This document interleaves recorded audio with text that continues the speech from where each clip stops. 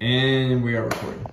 All right, what to look for in a gig as a closer in pay and in the business. My name is Phil. I'm a closer. That's what I do. It's my favorite thing to do. So we're going to talk about this. So when you see the fateful ad that says you can make a ton of money, without running your own business, you don't have to run any ads, no hiring, no firing, et cetera, et cetera, et cetera, et cetera. All you do is just show up and close, right? Right.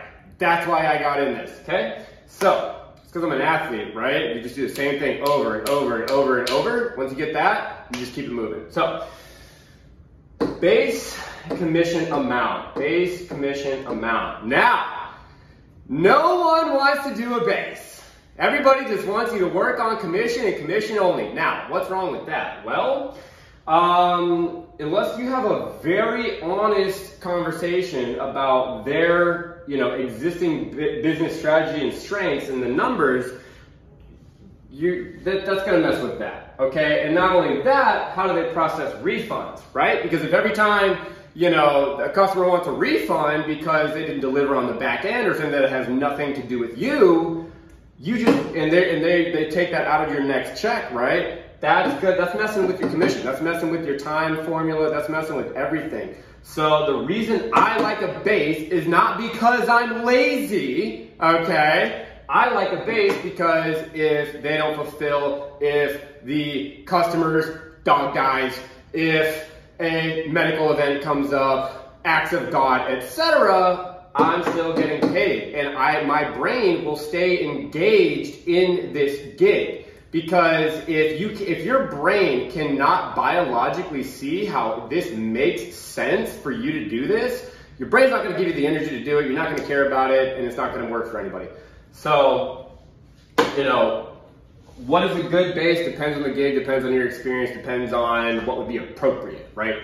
So that's totally up to you, but that's not the point. The point of the base is why we have a base, right? Having a base keeps your brain engaged when, the third person flakes on you that day and one guy told you to screw off, another guy, his phone died in the middle of checking out on the transaction, and before you know it, you've done all this work and you haven't made a sale, and that's not the, a base is not the deciding factor of how somebody's going to do it. It's not like you give somebody a sustainable, reasonable base for showing up and putting in the work, because those things are going to happen. And if your closers are down and having really hard days and they can't at least think to themselves, like, hey, you know what, man, we took a lot of L's today, but hey, I got a base, it's still worth it, I know something's going to close. That's a very different closer. That closer is very differently incentivized than the closer that's just straight up commission only, just eat shit for 10 calls, and then, if there's no refund on the back end, that one person will close and you'll actually get paid on it. Two very different incentivizing structures. Now, number two here, how often and how do we process refunds? I sort of mentioned that, and we'll also talk about commission amount, how often, right? Now, the better you understand business and the better you understand ads, total cost, everything like that, it's going to help you understand your appropriate commission amount. It's really based on industry. Realtors make 3%, right? In, just straight up closing for info products. The industry, kind of like minimum wage in that world is like 10%, right? It goes up to as high as 20. I have 40% on a gig right now, actually, but I'm helping them with their marketing, but I get 40% of everything I close on the back end. It depends on the offer. It depends on the profit margin. That's what it depends on. But general rules, start high. You can always go backwards. You can never go, you can't start low, go back up. So I would always start a negotiation for me, for my closing, for what I do. I would be like, hey, fucking minimum 3K a month base, If you really give a shit, you want me to actually do a good job for you, you're gonna give me 5K a month base, and we're gonna start the conversation at a 20% commission amount, depending on the industry, right? And you work from there, and then you find what's actually comfortable for both of you, so everybody's happy and properly incentivized. That is what matters, okay?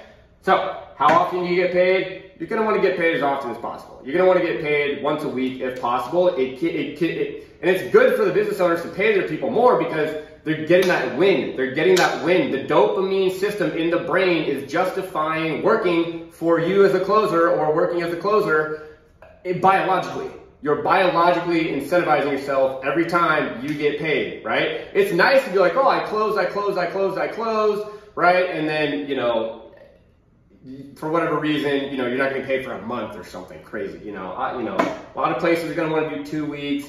Don't do a month. Just don't agree to that. That's preposterous. You're a human. You deserve to get paid once a month. Okay. So base, commission amount, how often, right? Often as possible. How do they process refunds? You know, are they taking that out of your check or are they not? And if so, when and how much? Because again, right, I mean, because here, and just to finalize these 2 points, we'll move on to the next 2.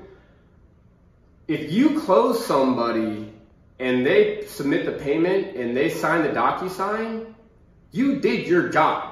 You are a closer. You are not the business manager. You are not the client manager. You are not the fulfillment. You are not the marketing. You are sales, AKA decision-making facilitation, right? That's what you are. So for them to be like, all right, well, you just lose your commission from the refund. That's what we have a base for. That's what we have a base for. Because you did your job. You spent the time. You spent the effort. You held up your end of the bargain. For them to, you know, for whatever reason, they refund, it has nothing to do with you, and then you lose that money. That's very disincentivizing, and I would really recommend all business owners not do that if they want good closers. So, moving on. This is what we're here for, all right? The existing business strategy, the strength. How long have they been around? What industry are they in? Is that industry growing or is it dying? How are they getting the prospects? Where are they coming from? What does the funnel look like? The more you know about funnels, the better this is going to be. The more you're going to be able to actually understand how ready and what they have heard, what they haven't heard, what page are they on? How long have they? Is this an old brand? If this brand's been around for 6 months, who cares? If this brand has been around for 20 years, they've got some brand, right? That matters because, and here, let's clarify something here. You know, a lot of, you know, business owners will say, well, I just do such a good job in the marketing. You know, these people, you're just an order taker. Why should I pay you a good base and a commission if you're just an order taker? I work my ass off. I do the videos, blah, blah, blah, blah, blah, blah, blah. It's because if they don't, we're going to cut this part out, totally blank.